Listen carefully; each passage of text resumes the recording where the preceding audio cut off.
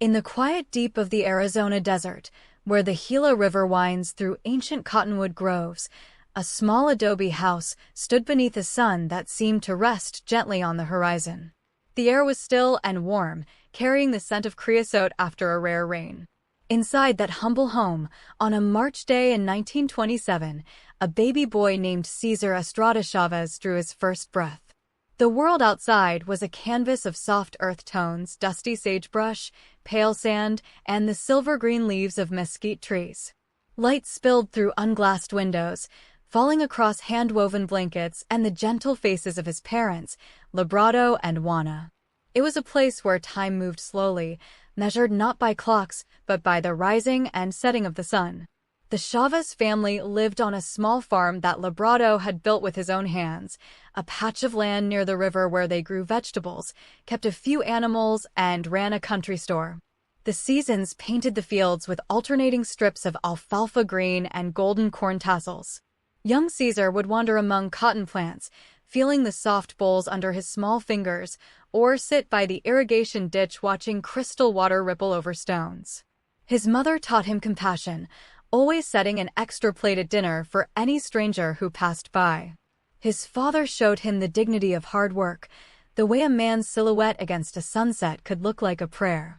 In the evenings, the family gathered under the ramada, a porch of mesquite poles and brush, telling stories as the desert sky turned from orange to deep violet.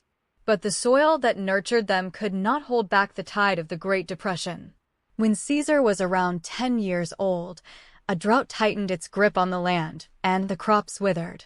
The family could no longer pay the taxes on their property. One morning, a notice came, and soon the bank took ownership of the farm. The adobe house, the store, the cottonwood trees all slipped away like water through parched fingers. The departure was a quiet heartbreak, not a dramatic flight. In the pale dawnlight, the family loaded their old sedan with a few belongings, a trunk of clothes, some pots, the memory of home. The car wheels crunched over gravel as they left, and in the rearview mirror the little house grew smaller until it was just a speck in the endless desert. They joined the westward stream of families seeking work, becoming migrant laborers in California. The road unspooled through shimmering heat, past gas stations and fruit stands, until they reached the vast agricultural valleys. Cesar saw for the first time the endless rows of lettuce, the orchards of peaches and plums. At night the family slept in tents or the car, the canvas glowing from within by a kerosene lantern. The sound of crickets filled the darkness, and the stars were sharp and numerous overhead. It was a life of constant movement, following the harvests, peas in one valley, grapes in another, cotton again somewhere else. Despite the uncertainty, there was a rhythm to the seasons and a quiet beauty in the fields at dawn, when mist hung low over the crops and everything smelled of moist earth. School became a patchwork of interruptions. Cesar would attend a class for a few weeks, then the family would move on, and he would start again in a new town. He learned to read and write in crowded classrooms where other migrant children dozed at their desks, exhausted from morning labor. But his real education took place under the open sky. He learned to read the weather, to know when the wind would change, to find shade under a walnut tree during the noon break. In the camps, families bartered food and shared stories from their home villages in Mexico and Texas. Cesar absorbed their tales of injustice, wages stolen, water withheld, backs bent until they broke. Yet he also saw the resilience, the laughter of a grandmother making tortillas on a metal drum, the proud posture of a father teaching his son how to handle a short-handled hoe. During the afternoons, when the heat became too much, the workers rested beneath makeshift shelters made of burlap sacks. Cesar would lie on his back and watch the clouds, dreaming of a world where a man's work was honored and his family never had to go hungry. The dignity his parents had instilled in him burned quietly inside, like a candle shielded from the wind. He noticed the contradictions. The land was plentiful, the grapes blushed purple and sweet, yet the hands that picked them often ached with hunger. This quiet observation settled deep in his soul, not as anger but as a patient seed, waiting for the right season to grow. In his teenage years, Cesar's family settled for a while in a barrio in San Jose, where the streets were lined with small wooden houses and corner stores. Here he attended school more regularly, but the pull of the fields remained strong. He met a young woman named Helen Fabella, whose smile was as soft as morning light on a rose petal. They would marry and begin their own family, rooting themselves in a community that still moved with the harvests. Even then, Cesar carried a book in his back pocket, the writings of St. Francis, the teachings of Gandhi, words that spoke of love and nonviolence. In the quiet of the evening, after the children were asleep, he would sit on the porch steps and read by the glow of a street lamp, weaving a vision that was still just a whisper in his heart. That whisper found its voice one evening when a man named Fred Ross knocked on the door of the Chavez home. He was looking for someone to help build a community organization, and he saw in Cesar a rare combination of gentleness and determination. They talked for hours in the small living room, the furniture worn but neatly kept, a cross hanging on the wall reflecting the light of a single lamp. The conversation was not loud or urgent, but rather a slow kindling of purpose. By the end of the night, Cesar had agreed to join the community service organization, stepping onto a path that would lead him back to the fields, not just as a worker, but as a voice for the voiceless. Outside the window, the desert wind stirred the leaves of a pepper tree, and the stars seemed to hold their breath. The California valleys stretched like a patchwork quilt stitched together by irrigation canals and dirt roads. Every morning, long before the sun crested the mountains, the migrant families rose in the dark. Cesar would step out of a ramshackle shelter or a borrowed garage, the air cool and damp, the stars still shining. In the first gray light, you could see the silhouettes of workers walking slowly toward the fields, their hoes over their shoulders like quiet sentinels. The soil was rich and dark, almost black in the dawn, and it clung to their shoes with a soft, sucking sound. The world smelled of wet earth and the faint sweetness of ripening fruit. This was the beginning of a day that would stretch from that early hour until the sun sank low and the shadows grew long again. In the fields, the work was rhythmic and demanding. Men, women, and even small children moved down endless rows, their bodies bending in a steady, wave-like motion. The leaves of the grapevines rustled like whispered secrets, and the clippers made a gentle snipping sound. The sun climbed higher, turning from a friendly orange ball into a white-hot disk that baked the backs of necks and turned sweat into salt crystals on tan skin. Water jugs wrapped in wet burlap sat at the ends of rows, their contents warm but precious. Despite the hardship, there was a strange beauty in the symmetry of the workers, the way a long line of straw hats bobbed in unison as they progressed, the way the dust rose in golden plumes when a tractor passed. Cesar Chavez knew this life intimately. He had been picking crops since he was a child, his small fingers coaxing peas from their pods or clipping grapes with a sharp knife. He understood the language of the fields, the warning call of a foreman, the merciful shade of a fig tree at lunchtime, the camaraderie of shared meals. The workers would gather under whatever shelter they could find, spreading tortillas and beans on clean bandanas. Voices murmured softly in Spanish, telling jokes, recalling distant villages. In those brief respites, Cesar saw the full humanity of his people, their humor, their hope, their quiet pride. He carried that image with him always, like a folded photograph tucked close to his heart. After the harvest season, the families loaded their cars again, tying mattresses to the roofs, and moved to the next valley. The highways stretched through flatlands planted with cotton that looked like snow in the sun. Towns with names like Delano, McFarland, and Bakersfield dotted the route, each with a little main street of hardware stores and cafes, where signs sometimes read "No Mexicans." The sting of such words went deep, but Cesar learned to keep his dignity intact, to walk with a grace that spoke louder than any insult. In the evenings, the family would stop beside an orchard, and his mother would build a small fire to heat water for coffee. The crackle of the twigs, the aroma of pinyon pine smoke, the wide-open sky, these were the small comforts that stitched their days together. In 1946, Cesar enlisted in the United States Navy, a chapter that took him far from the fields and onto the gray steel ships of the post-war Pacific. The sea was a new landscape, vast, blue, and indifferent. He served 2 years, mostly in the quiet monotony of base duties on the island of Guam. The water was impossibly clear, the beaches empty and white, but his heart remained in the dusty furrows of home. The Navy taught him discipline and gave him a glimpse of a world beyond the agricultural valleys, but it also reinforced his sense that true service meant lifting up one's own community. When he returned, he married Helen in a small church ceremony, the pews decorated with wildflowers, the light filtering through stained glass in amber and rose hues. They settled in the barrio of Sal C. Puedas, get out if you can, on the east side of San Jose. San Jose in the early 1950s was a city of orchards and canneries, its streets lined with modest houses and corner markets selling tamales and fresh fruit. Cesar worked in a lumberyard, the smell of fresh-cut pine filling his days. The neighborhood was alive with the sounds of children playing and women chatting on front porches. At night, the family gathered around a small radio, listening to Mexican ballads that told tales of love and revolution. It seemed a peaceful, settled life, but Cesar's soul was restless. He had seen too much suffering in the fields to forget it, the families without clean drinking water, the children who never finished school, the parents whose dignity was ground into the dirt. The memory of those things sat with him like an uninvited guest, gentle but persistent.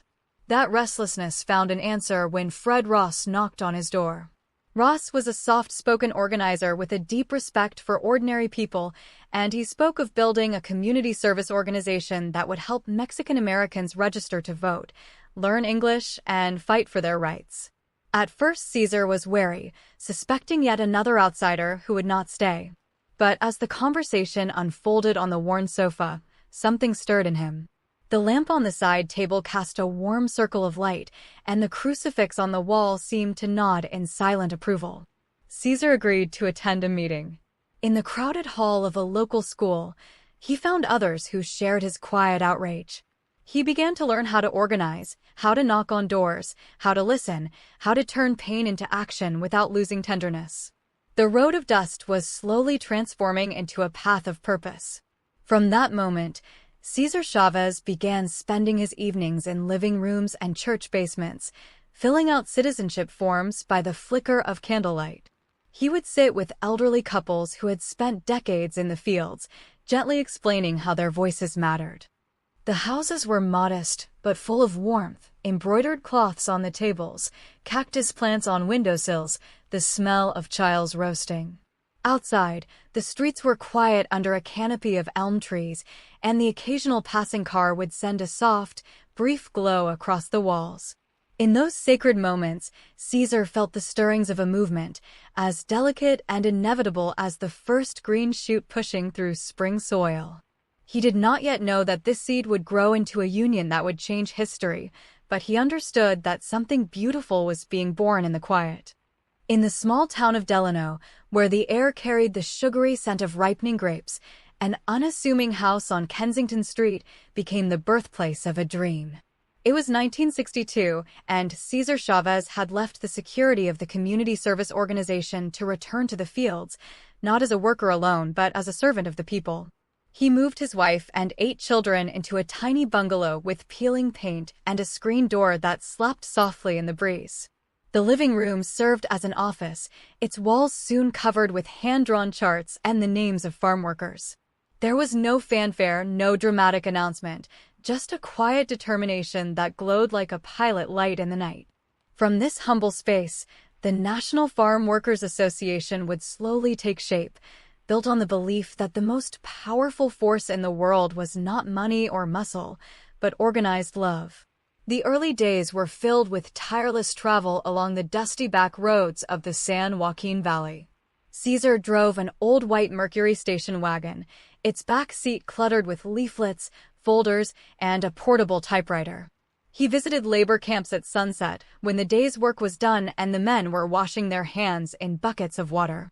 Sitting on upturned crates, he would listen as they poured out their stories of contract labor, unsafe conditions, and families forced to live in shacks with no running water. His presence was never that of a lecturer. He was a quiet student of their lives. In the gathering dusk, with the scent of orange blossoms drifting on the air, he would gently ask, "What would you change if you could?" And the answers came like water from a newly tapped spring. It was during these twilight conversations that Cesar met Dolores Huerta, a dynamic woman whose passion for justice matched his own, but who brought a different energy, a spark of verbal fire that Cesar's softness complemented perfectly. Together, they formed a partnership rooted in mutual respect. Dolores would later recall the first time she saw him speak to a group of farm workers in a cramped community hall. He did not stand at a podium. Instead, he sat on the edge of a wooden table, his hands folded, his voice so low that people had to lean in to hear. The room grew still, the only sounds the hum of an old fan and the occasional cry of a baby. In that intimate quiet, he spoke of dignity, of the right to clean water in the fields, of the need for a union that would be like a family. No one applauded noisily. Instead, heads nodded slowly, and eyes glistened in the dim light. The union adopted a striking symbol, a bold black eagle on a red flag, designed by Cesar's cousin Manuel. The eagle was not a predator but a protector, its wings spread wide in a gesture of embrace. The red background stood for the blood and sacrifice of the workers, while the black silhouette carried a spiritual weight, reminiscent of the great birds that soared over the valleys, scanning the earth with quiet authority. The flag first flew over a small office that smelled of fresh paint and old coffee. When workers saw it hung in the doorway, they felt a flutter of hope, as if the eagle might lift them out of their hopelessness.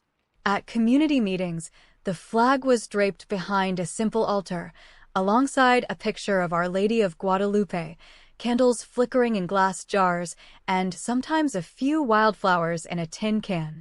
The rhythm of organizing followed the seasons. In winter, when the vineyards were bare and the workers had few jobs, Cesar called house meetings. Families would gather in living rooms heated by little gas stoves, the windows fogged with steam from pots of beans. Children slept on mattresses in the corner, while the adults discussed strategy. Cesar always began with a prayer or a short reading from the Gospels, his voice weaving a canopy of peace over the room. The talk was practical: how to file for state unemployment, how to get a driver's license, but it always circled back to the dream of a union contract. These meetings felt less like political rallies and more like family reunions, with laughter, shared meals, and the gentle assurance that no one would face the struggle alone. By 1965, the quiet organizing had gathered enough strength to face a defining moment. Filipino grape workers in the Coachella Valley, members of the Agricultural Workers Organizing Committee, had walked out on strike over low wages. When the growers tried to break the strike by bringing in strikebreakers, the Filipino workers sent word to Delano, asking for support. Cesar called a meeting in a packed hall. The air was thick with cigarette smoke and the tension of a decision that could change everything. He asked the members to vote, and by a show of hands, many of them calloused and cracked, the Mexican farm workers of the NFWA chose to join the strike. The vote was solemn, not boisterous, like the signing of a sacred covenant. Outside the hall, the night was still, the grapevines sleeping under a crescent moon. The strike, known as La Huelga, began not with shouting, but with a quiet emptying of the fields. The next morning, instead of heading to the vineyards, workers gathered at the Union Hall, where a banner of Our Lady of Guadalupe was raised. They formed picket lines along the dirt roads, carrying flags and signs that simply said Huelga. The pace was slow and peaceful. Men, women, and children walked slowly, their rosaries sometimes dangling from their hands. The sun rose higher, turning the grape leaves into translucent green panes, and the sound of chanting became a soft, rhythmic hymn. Cesar walked among them, offering words of encouragement, his face serene, but his heart heavy with the knowledge of the sacrifices ahead. It was a gentle gathering of voices, but it was enough to shake the stable, grounded world of the valley. In those first weeks, the strikers faced hunger and eviction, but they also discovered an inner strength. They set up a kitchen behind the Union Hall, where women stirred enormous pots of beans over an open fire, the smoke mingling with the scent of sagebrush. Children played in the dust, their laughter a form of resistance. In the evening, the strikers would gather for meetings under the stars, seated on benches and car hoods, their faces illuminated by lantern light. Caesar would stand before them, not as a general commanding troops, but as a brother sharing bread. He spoke softly of Gandhi, of Martin Luther King Jr., of the power of suffering willingly embraced. The desert wind would sigh through the mesquite, and the whole assembly seemed to become a single breathing entity, united by a cause that was as simple as it was profound: to be seen, to be heard, to be treated with dignity. In the spring of 1966, an idea bloomed in the heart of Cesar Chavez that was at once simple and audacious: a long walk from Delano to the state capital. A peregrination that would carry the farm workers' message of justice into the ears of the governor. It would not be a march of protest in the usual sense, but a pilgrimage, a prayer on foot, a sacred journey. The distance was 300 miles, through the sprawling Central Valley, past orchards and vineyards, pueblos and ranches. The plan was to walk slowly, to invite others to join, and to arrive on Easter Sunday, the day of resurrection. In the quiet of the Union Hall, Caesar outlined the vision, his finger tracing a route on a hand-drawn map. The faces around him were weary but lit with belief, and they agreed that this peregrination would be their testament of peaceful suffering for a righteous cause. The morning of departure dawned cool and pale, the streets of Delano wet with dew. A small group of strikers and their families gathered in front of the Union Building. At the head of the procession, a banner of Our Lady of Guadalupe was carried by a young man in a clean white shirt. The image was adorned with paper flowers and ribbons, a mobile chapel for the road. Cesar Chavez, his hair dark and his stride solemn, walked just behind, carrying a simple wooden staff. The party was not an army, it was a family on a long walk. They sang softly, old Spanish hymns that rose and fell like the roll of the land. As they left the town limits, the asphalt gave way to gravel, and the vineyards spread out on either side, the vines just waking from winter dormancy, their twisted brown arms reaching toward the sky. Each day of the pilgrimage had a gentle rhythm. They rose before the sun, the sky turning from indigo to pink, and said morning prayers in a circle. Then they set out, the road stretching ahead like a dusty ribbon. The walking was easy at first, through the cool of the morning. Children darted between the legs of the adults, and old men with gnarled hands kept pace with surprising stamina. At midday, they rested under whatever shade they could find: a sprawling oak, a packing shed, a stand of eucalyptus trees that filled the air with their sharp, clean fragrance. The meals were simple: beans, rice, tortillas, poured from the back of a pickup truck that served as a kitchen and supply wagon. The sound of laughter mingled with the drone of bees in the wildflowers along the roadside. As they passed through small towns, others joined the column. A farm worker who had heard about the walk would set down his hoe and take up a place in the line. A student from a nearby college would arrive with a guitar, strumming soft corridos. The procession grew, yet it never lost its solemn, unhurried quality. The marchers carried signs with simple messages written in careful letters: "Viva la causa" and "Justice for farm workers." At the end of each day, they stopped in a designated town where a local parish would open its doors. The pilgrims would sleep on the floor of the church hall, wrapped in blankets, the high stained glass windows casting patches of colored moonlight onto the tranquil faces. Caesar, despite his own weary body, would walk among them, touching a shoulder here, sharing a quiet word there, his presence a balm. The landscape slowly changed as they moved north. The vineyards gave way to almond orchards, the pink-white blossoms like a gentle snowfall on the branches. Then came fields of tomatoes, the plants heavy with red fruit, and beyond them the silvery haze of the Sierra Nevada in the far distance. The weather warmed, and the road baked under the sun, but the pilgrims pressed on, their feet hardened, their spirits buoyed by a growing sense that they were not alone. Church bells would ring as they approached each village, and people would come out of their houses to offer cups of cold water or a basket of fresh oranges. It was a slow-moving river of hope, winding through the heart of California's agricultural empire, leaving a trail of quiet witness in its wake. The pilgrimage took 25 days.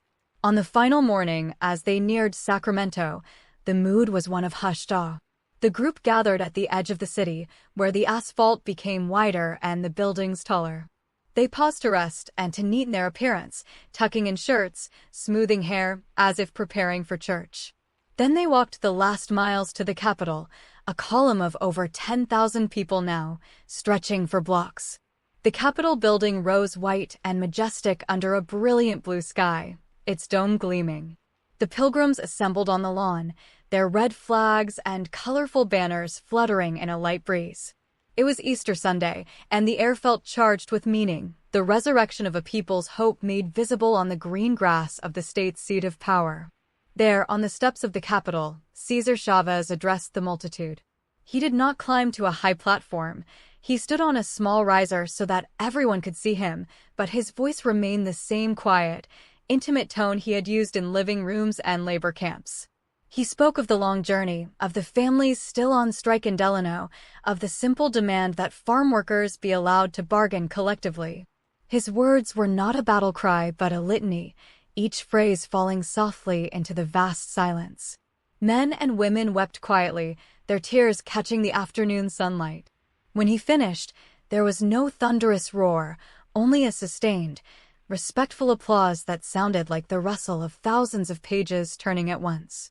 The governor was not there to greet them, but that hardly seemed to matter. The pilgrimage had already achieved its purpose. It had shown the workers their own power, their own dignity, walking step by step. That evening, the marchers camped on the banks of the Sacramento River, the water gliding past in a smooth, dark sheet. The sky turned peach and lavender as the sun set behind them. Fires were lit, and the faces of the pilgrims glowed in the flickering light. They sang the old hymns again, now with a gentler, more contented rhythm. Cesar sat apart for a while, looking at the river, thinking of the fields he had left behind and the long road still ahead. But the peace of that moment was immense, like the first deep breath after a long climb. The pilgrimage to Sacramento did not end the strike, but it planted a seed in the national conscience, a quiet, persistent reminder that nonviolence and faith could move not only mountains, but also the human heart. When the stars came out, one by one, they seemed to form a canopy of silent blessing over the sleeping pilgrims. By early 1968, the strike in the vineyards had been going on for more than 2 years. The initial fervor had settled into a long, patient suffering, and some among the farm workers began to speak of meeting violence with violence, their tired spirits fraying under the pressure. Cesar Chavez heard these whispers and felt a deep unease. Nonviolence was not just a tactic for him, it was the core of his soul, the teaching of Saint Francis, of Gandhi, of Christ himself. He needed to act in a way that would call the movement back to its spiritual center. So he made a decision that would become the most intimate and demanding witness of his life. He would stop eating. In a small room in Delano, a room with a single window looking out on a quiet street, he began a fast, not a hunger strike against any particular grower, but a penitential fast to reaffirm the sacred commitment to nonviolence. The room was simple, almost monastic. There was a narrow bed with a faded quilt, a wooden crucifix on the wall, and a small table holding a vase of wildflowers. A chair sat near the window, and it was there that Cesar spent most of his days, wrapped in a blanket, reading scripture, or simply gazing out at the passing clouds. The only food he consumed was water, which his wife Helen brought in a clay pitcher, her eyes full of worry but her respect boundless. The news spread quietly through the Union, and soon a steady stream of visitors came to the humble house. They did not come to interrupt, but to sit in the adjoining room and pray, their murmuring voices a soft background chorus. The atmosphere was not one of crisis, but of profound calm, as if the very air had been thickened with holiness. Through the long days, Cesar's body grew thinner, his cheekbones more pronounced, but his eyes remained gentle and clear. He held court from his chair, receiving farm workers, clergy members, and supporters who traveled from across the country. Each visitor was met with the same quiet attention, the same slow, deliberate speech. A mass was celebrated in the small front room, the altar set up on an ironing board, the priest's vestments a splash of white and gold in the dim light. The scent of incense mingled with the faint dust of the fields. The Union's red flag hung in the corner, still and solemn. Outside, the vineyards continued their silent growth, the grapes setting on the vines, but inside that room, a quieter harvest was taking place, the harvest of a movement's soul. The fast stretched on for weeks, and concern for Cesar's health grew. Letters poured in, telegrams of support from civil rights leaders and religious figures around the world. Martin Luther King Jr., who was himself in the midst of his final campaign, sent a message of solidarity, recognizing the shared lineage of nonviolent sacrifice. Then, in early March, a remarkable figure arrived at the door, Senator Robert F. Kennedy. The senator, himself a man who had walked through shadows of grief, came to break bread with Cesar when the fast was ended. The two men met in the simple room, the afternoon sunlight slanting through the dusty window. They spoke in low tones, and though their backgrounds could hardly have been more different, they recognized in each other a common search for justice rooted in compassion. The end of the fast was announced for March 10, 1968, a day that would bring together thousands in a park in Delano. Cesar, so weak he could barely stand, was carried on a stretcher to an outdoor altar. The sky was a flawless blue, and a gentle breeze stirred the banners. Robert Kennedy sat beside Helen Chavez, his face drawn with emotion. A priest celebrated Mass before the multitude, and then came the moment of the breaking of the fast, a small piece of bread, a sip of water.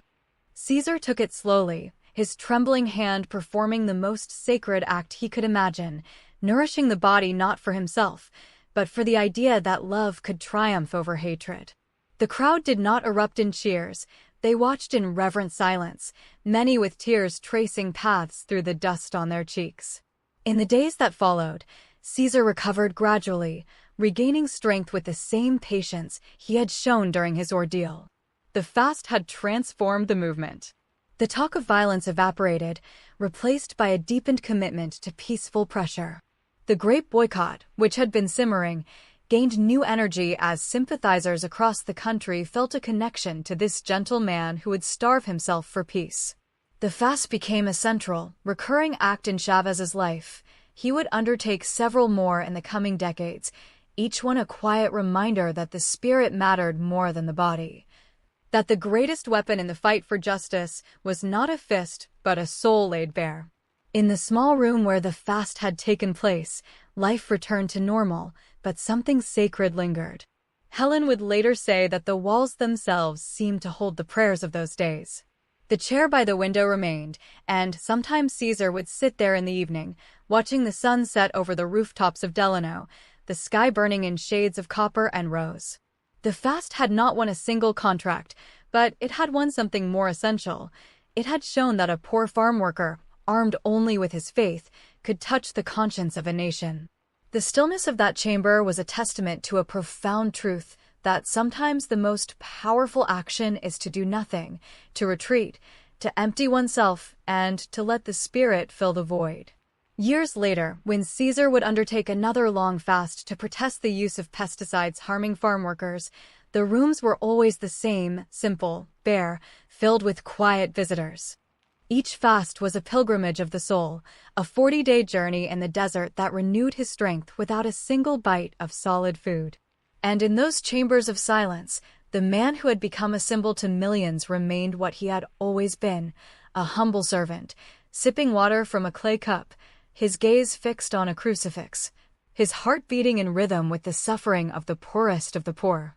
The sun would set, the stars would rise, and the world outside would keep turning, but in that small room, time seemed to pause, held in the gentle hands of a man who believed that love could change everything. As the 1960s drew to a close, the grape boycott orchestrated by the United Farm Workers became a quiet tide that swept the nation. It did not rely on loud demonstrations or angry confrontations. Instead, it moved through the gentle persuasion of conscience. In cities far from the dusty vineyards of California, people were asked a simple question: will you help a farm worker by not buying grapes? And millions said yes.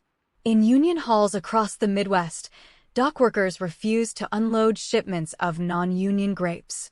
In suburban supermarkets, mothers pushing strollers past the pyramid displays of purple fruit, their hands reaching instead for apples or oranges. The boycott was a kind of silent choir, a vast network of ordinary citizens who joined their abstention together to create a powerful, loving pressure that the growers could not ignore. The boycotters themselves were often people of the church and of the community. Students on college campuses set up informational tables draped with the union's eagle flag, passing out leaflets printed in cheap ink. They stood on sunny street corners, their faces earnest and patient, engaging passers-by in soft conversation. There was no shouting, only a steady stream of kindness and facts. Cesar Chavez himself traveled tirelessly to these gatherings, arriving in a modest car, his body still bearing the traces of his fasts. He would sit with the volunteers, often after a simple meal of rice and beans, and share stories of the families in Delano who were waiting for a contract. The volunteers listened, their eyes shining with the quiet understanding that they were part of something sacred. Back in California, the growers began to feel the economic weight of a conscience they could not see. Tables of grapes sat untouched in markets, railcars full of the harvest went to waste. The beautiful fruit, so carefully grown under the sun, lost its value because it was harvested under conditions the nation no longer accepted. In the union's headquarters at Delano, the phone lines hummed with news of the boycott's spread. Dolores Huerta, tireless and fierce in her devotion, managed the logistics, rallying support on the East Coast while Cesar held the spiritual center in the West. The little house on Kensington Street was still the heart, its rooms now crowded with maps, mailing lists, and the smell of mimeograph ink. In the evenings, the workers would spill out onto the lawn, sitting in a circle under the stars, singing softly. The turning point came in the spring of 1970, when a series of grape growers began to sit down at wooden tables with the union's negotiating team. The sessions were held in neutral halls, often church basements or school auditoriums, where the light came through high windows and the chairs were hard, but the atmosphere was hopeful. Cesar attended in his cardigan sweater, his voice never rising above a gentle sun. He spoke not of demands, but of partnership, of the shared humanity of those who worked the land and those who owned it. The growers, many of them second- or third-generation farmers, found themselves disarmed by the soft-spoken man who asked only that they treat their workers as brothers. One by one, they signed historic contracts that guaranteed field workers the right to collective bargaining, rest breaks, clean drinking water, and a measure of dignity. The largest of these agreements came on July 29, 1970, when 26 table grape growers gathered at the Delano Union Hall and formally put their signatures to the new contracts. The hall was decorated simply, more red flags, bouquets of wild roses, a picture of Our Lady of Guadalupe. Farmworkers packed the room, their faces etched with years of hardship but now softened by relief. The moment of signing was quiet, almost anticlimactic after 5 long years of struggle. Cesar sat at the head of a long table, his presence a calm anchor. Pens scratched on paper, cameras clicked softly, and a collective exhale seemed to fill the room. Outside, the grape harvest was in full swing, the vines heavy with clusters of green and purple, but now the workers who picked them walked into the fields with their heads a little higher. The aftermath of the grape triumph did not halt the work. There were still battles ahead, especially the lettuce growers and the persistent danger of pesticides. But a new era had begun. La Paz, a former tuberculosis sanatorium in the Tehachapi Mountains, became the union's retreat and headquarters, a place of peace where the land could heal and the movement could reflect. The buildings were simple white structures with red-tiled roofs, nestled among rolling hills of golden grass and ancient oaks. Cesar lived there in a small, cell-like room, committed to a life of voluntary poverty. He continued to rise before dawn, often tending the vegetable garden or walking the grounds in silent meditation, his rosary beads clicking softly. The mountains would change color with the hours, soft blue at daybreak, sun-bleached gold at noon, deep purple at dusk, and the quiet was punctuated only by the call of a hawk or the distant bark of a dog. In the decades that followed, Cesar Chavez remained the soul of the Union, leading marches against pesticide use and undertaking further fasts to call attention to the suffering of children in contaminated fields. His body grew older, his steps slower, but his inner fire never dimmed. He traveled to schools and churches, always arriving without fanfare, often driving himself. When he spoke, he would begin with a story, a parable about a turtle that only made progress when it stuck its neck out, and the audience would lean in, drawn by the same magnetic gentleness. He never sought power, and in fact feared it, believing that true leadership was service. His clothes were always simple, a plaid shirt, jeans, worn leather shoes. His hands remained a worker's hands, lined and strong, even as they lifted the bread of the Eucharist. The final chapter came suddenly, on April 23, 1993, in the small Arizona town of San Luis, not far from where he had been born. Cesar had been fasting for several days to protest the use of harmful pesticides, and his body, worn by a lifetime of sacrifice, was found still in the early morning. The news traveled across the same fields he had walked as a child, and a great silence settled over the land. His funeral, held in Delano, drew more than 40,000 mourners who walked in a quiet procession under the blazing sun. They carried the eagle banner and a simple pine casket.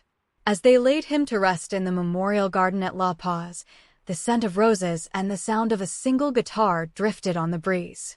Night fell gently over the mountains, and the stars came out one by one, as they always had, over a man whose quiet harvest was a harvest of hope.